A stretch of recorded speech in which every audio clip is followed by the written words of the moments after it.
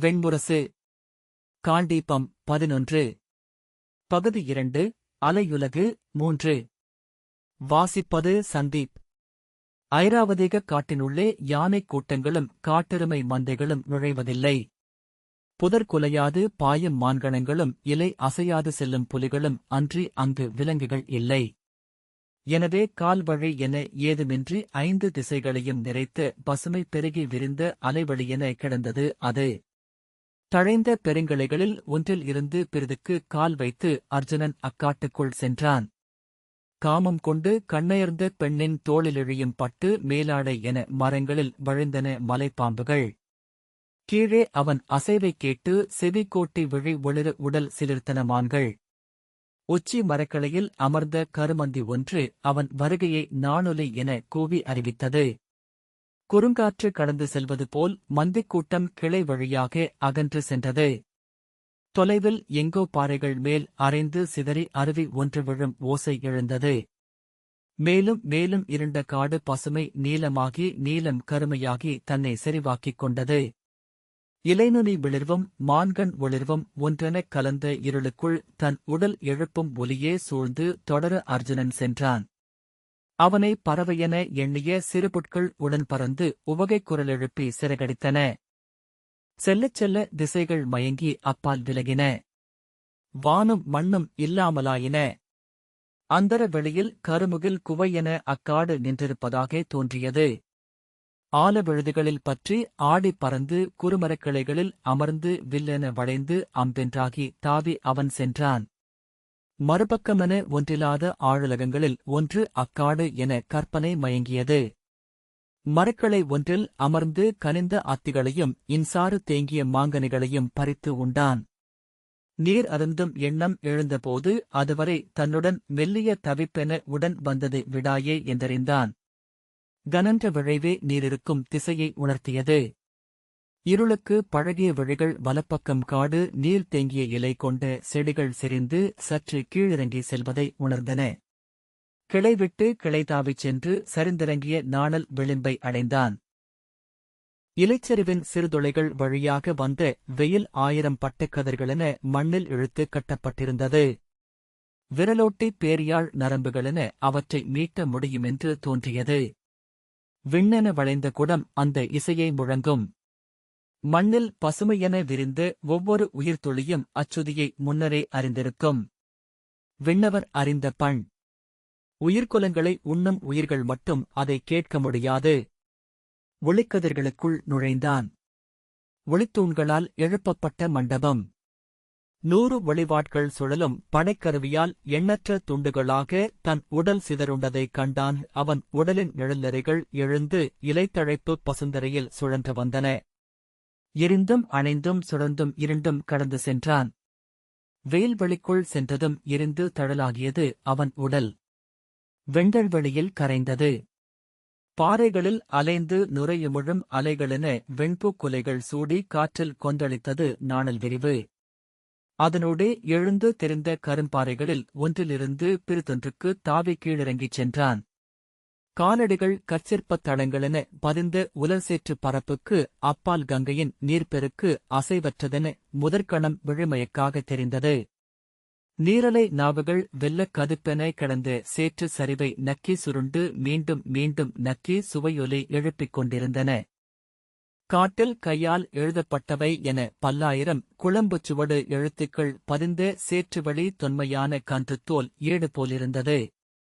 பொறுக்கு வெடித்து முதலைத்தோல் பரப்பென கிடந்த சேற்றை நொறுக்கும் காலடிகளுடன் கடந்தான். களிச்சேற்று பரப்பு மேல் தன் வில்லை ஊன்றி வழுக்காது குனிந்து நோக்கி நடந்தான்.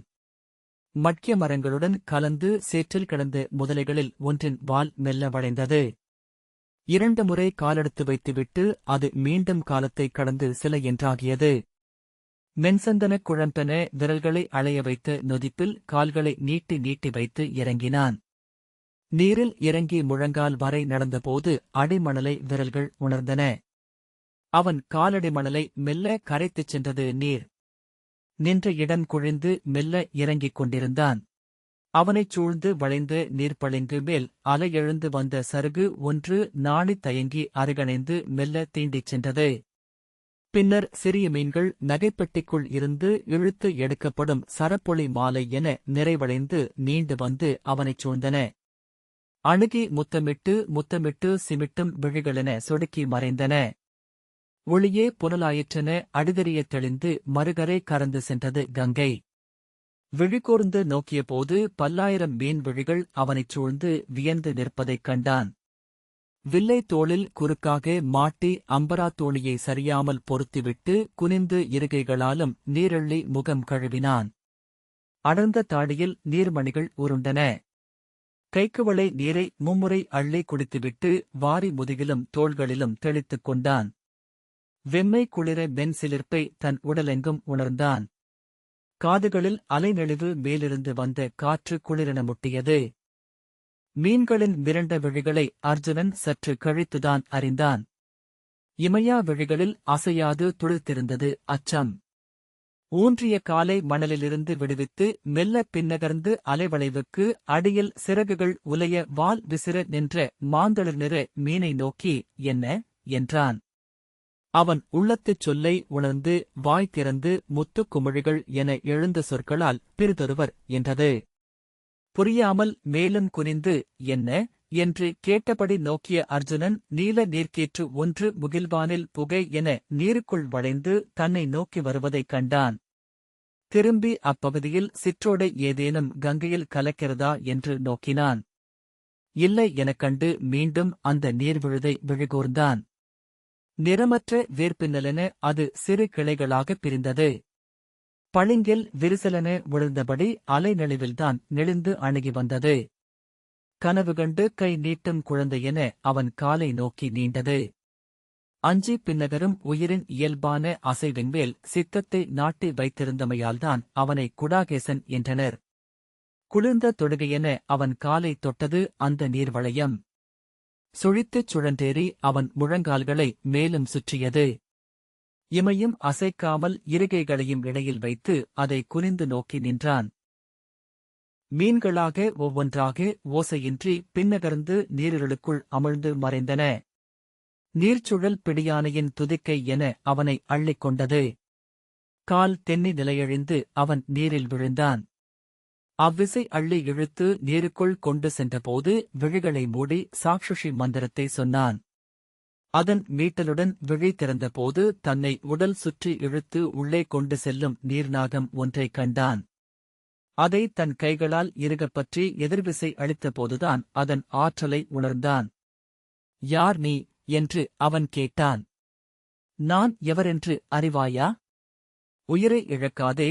தொலைவில் நீருக்குள் நெளிந்து சென்ற தலையை வளைத்து அவனை நோக்கி திரும்பி அணுகி வைரம் ஒளிரும் விழிகளுடன் நச்சுநீலம் பூசப்பட்ட குறுவாட்கள் என வளைந்த இரு கோரைப் பற்களைக் காட்டி வாய்திறந்து என் பெயர் உலூபி என்றது. உங்களை சிறை கொண்டிருக்கிறேன் இளைய பாண்டவரே. எங்கு கொண்டு செல்கிறாய் என்னை என்றான் அர்ஜுனன். இங்கே நீருக்கடியில் எங்கள் உலகுக்குச் செல்லும் மந்தணப் பாதை ஒன்று உள்ளது இளவரசே. சின்னாள் எங்கள் விருந்தினராகுக்கு. அர்ஜுனன் இக்கணம் உன்னைக் கொன்று இப்பிடியிலிருந்து தப்ப இயலாதென்று எண்ணுகிறாயா என்றான். ஆம் இயலாது என்றாள் உலூபி. எங்கள் நஞ்சு உங்களை மீள விடாது அர்ஜுனன். அதை பார்ப்போம் என்று சொல்லி தன் வில்லை தோளிலிருந்து எடுத்தான். அக்கணமே நாகத்தின் வால் பின்னாலிருந்து சுருண்டு எழுந்து அவன் கைகளைச் சுற்றி இறுக்கிக் கொண்டது. மறுகை அம்பை நோக்கி சென்றபோது வாலின் நுனி மேலும் நீண்டு வந்து அக்கையையும் சுற்றிக் கொண்டது. அவன் கால்களையும் கைகளையும் இடையையும் முற்றிலுமாக சுற்றி இறுக்கி அசைவிழக்கச் செய்தது நாகம். அவன் முகத்தருகே வந்து அவன் விழிகளை இமையாது நோக்கி அசைய வேண்டாம் இளவரசே.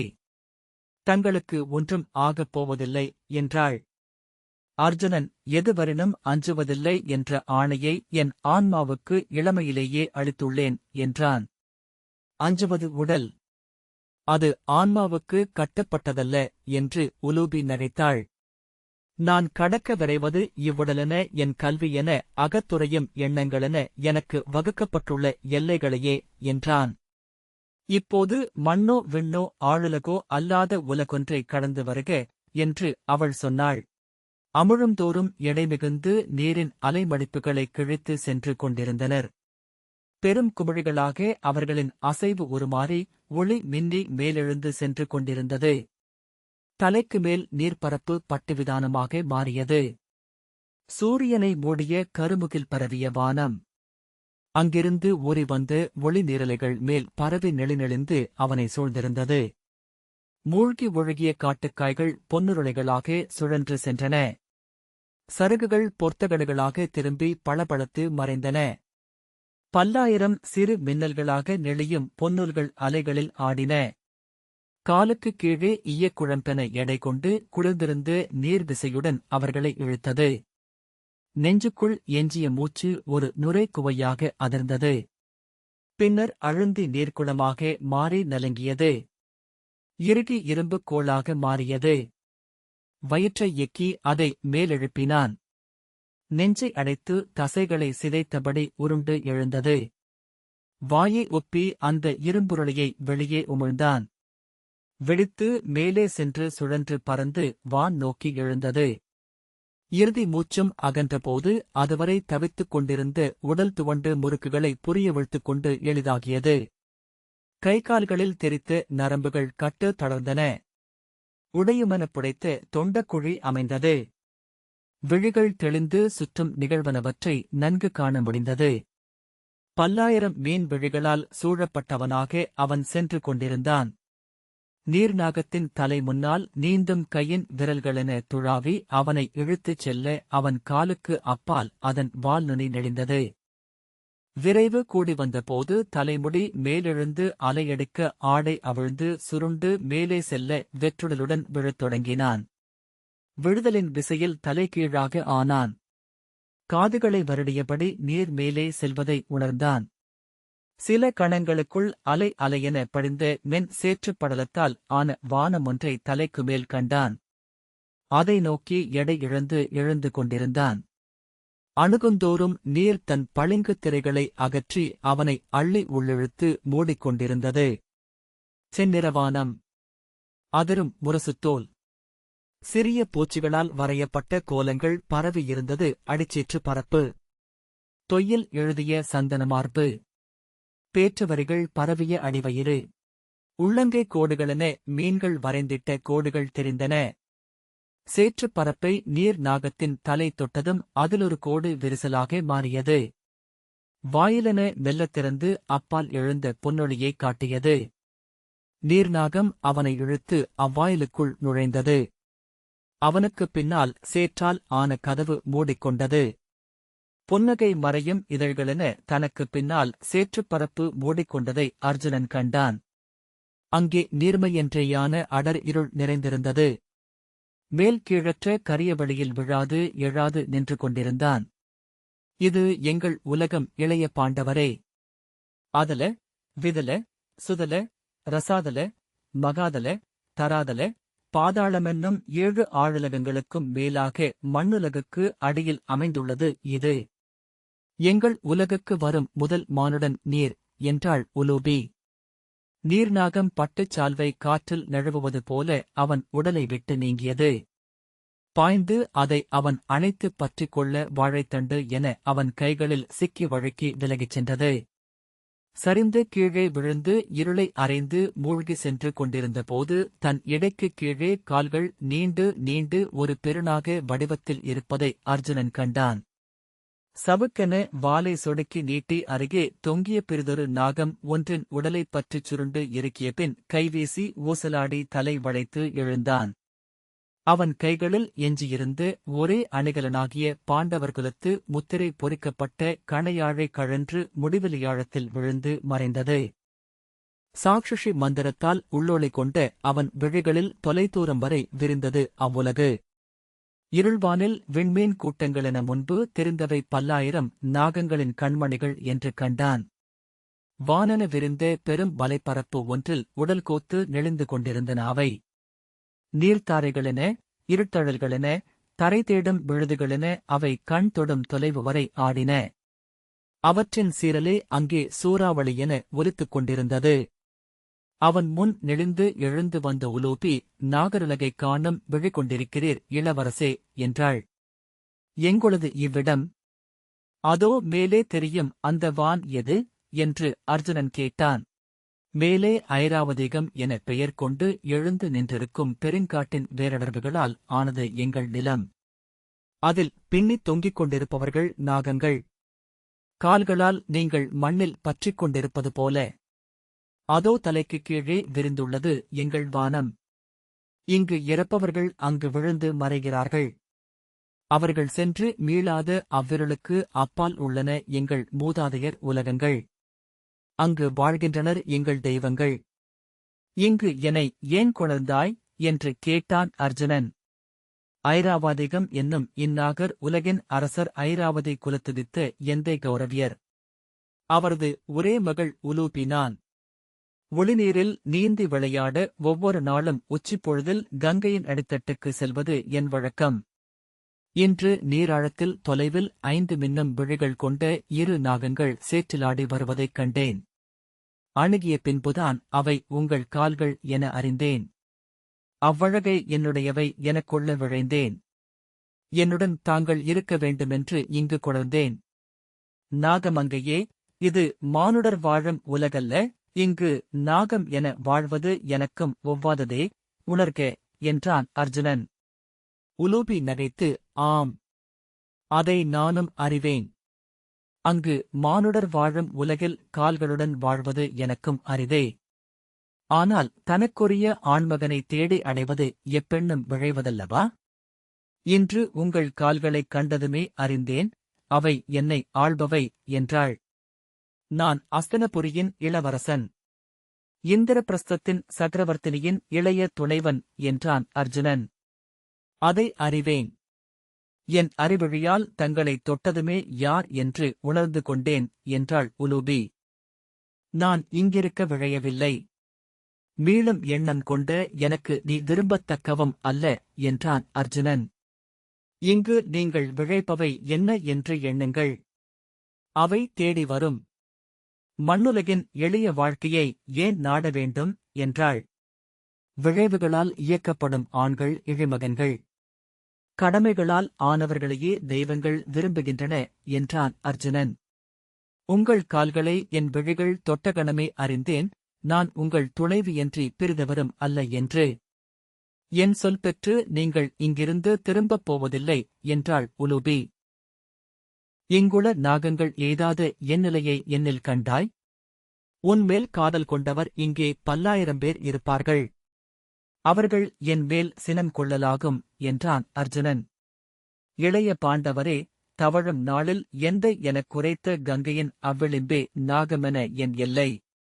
அதை உணர்ந்தபின் ஒவ்வொரு நாளும் அவ்வெல்லையையே சென்றடைகிறேன். அதை மீறும் கனவொன்றே என் நெஞ்சை இனிதாக்குகிறது. என்னை வெல்பவன் அவ்வெல்லைக்கு அப்பால் எழுபவன் என்றே எண்ணியிருந்தேன். அது நீங்களே என்றாள் உலூபி. இவ்வுலகின் சமர்களிலாடி வென்று என்னை அணைக. அவள் மேலேறிச் சென்ற பின்னர்தான் அர்ஜுனன் மேலே விரிந்த பரப்பை முழுதும் நோக்கினான். ஊடும்பாவுமென நாகநெழுவுகளால் ஆன கரிய பெரும்பரப்பாக அது தெரிந்தது. உடல் வளைத்து மேலே நோக்கி வியந்தபோது தன் மூச்சும் நாகமென்றே ஒலிப்பதைக் கேட்டான். அவனருகே 4 பக்கமிருந்தும் நாகமுகங்கள் நீண்டு வந்து சூழ்ந்து கொண்டன. மானுடன் என்று ஒரு நாகம் சொன்னது. ஏன் விழிகளை சிமிட்டிக் கொண்டிருக்கிறான் என்றது இளம் நாகம் ஒன்று.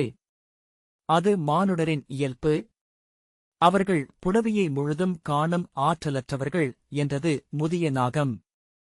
ஏன் என்று இன்னொரு இளம் நாகம் கேட்டபடி நெருத்து முன்னால் வந்தது. இவர்கள் வாழும் மண்ணுலகம் மேலும் கீழுமுள்ள உலகங்கள் சந்தித்துக் கொள்ளும் பொதுவெளி. அங்கே விண்ணுளோரும் மண்ணகத்துளோரும் வந்து உலவுகின்றனர். இவர்கள் இமை மூடித் திறக்கும் காலத்திலேயே அவர்கள் வாழ்கிறார்கள். இளைய நாகம் அருகே வந்து அவன் கண்களை நோக்கியது. இவன் உடலில் இருந்து 2 நாகங்கள் எழுந்துள்ளன என்றது. ஆற்றல் மிக்க 5 தலைகள் கொண்டவை. தலைநுனியில் கூர்வழிகள் எழுந்தவை. அவை அவன் கைகள் என்றது ஒரு முதுநாகம். இவன் மூதாதையர் மண்ணில் மானுடரென உருவெடுப்பதற்கு முன் உளைசேற்றில் புழுக்களென நெளிந்தனர். அவர்களில் பூஜாதன் என்பவன் தன் தவத்தால் பிரஜாபதி என்றானான். மண்ணுக்கு அடியில் வாழும் மாநாகங்களை எண்ணி அவன் தவமிருந்தான். அழியா பெருநாகமான ஐராவதம் அவன் முன் எழுந்து எளியோனே நீ விழைவதென்ன என்று கேட்டது. இம்மண்ணில் எனக்குரிய உணவை உண்டு பண்ணும் ஆற்றலை அருள்க என்றான் பூஜாதன். அவ்வாறே ஆகுக என்றது ஐராவதம். ஐராவதத்தின் ஆணைப்படி வாமன் தட்சிணன் என்னும் இரு நாகங்கள் அவன் இருபக்கமும் தங்களை பொருத்திக் கொண்டன. அவையே கைகள் என்றாயின என்றது முதிய நாகம். அருகே நின்றிருந்த குரங்கு எனக்கும் அருள்க பெருநாகமே என்றது. நான் கிளைவிட்டு கிளைதாவுகையில் கீழே விழாதிருக்க வேண்டும் என்று கோரியது. அவ்வாறே ஆகுக என்று அருளியது ஐராவதம். புச்சன் எனும் நாகம் அதன் நீண்ட வாலென்று ஆயிற்று. பெருமரங்களை முறித்து உண்ணும் ஆற்றலை எனக்கருள்க என்றது அங்கு நின்றிருந்த யானை. நாசிகன் என்னும் பெருநாகம் அதன் துதிக்கை ஆனது. என்னைக் கடிக்கும் ஈக்களை ஓட்ட வேண்டும் என்று கோரியது பசு. லூமன் என்னும் நாகம் அதன் வாலென்று ஆயிற்று. இளைய நாகம் வந்து அர்ஜுனனின் கைகளைத்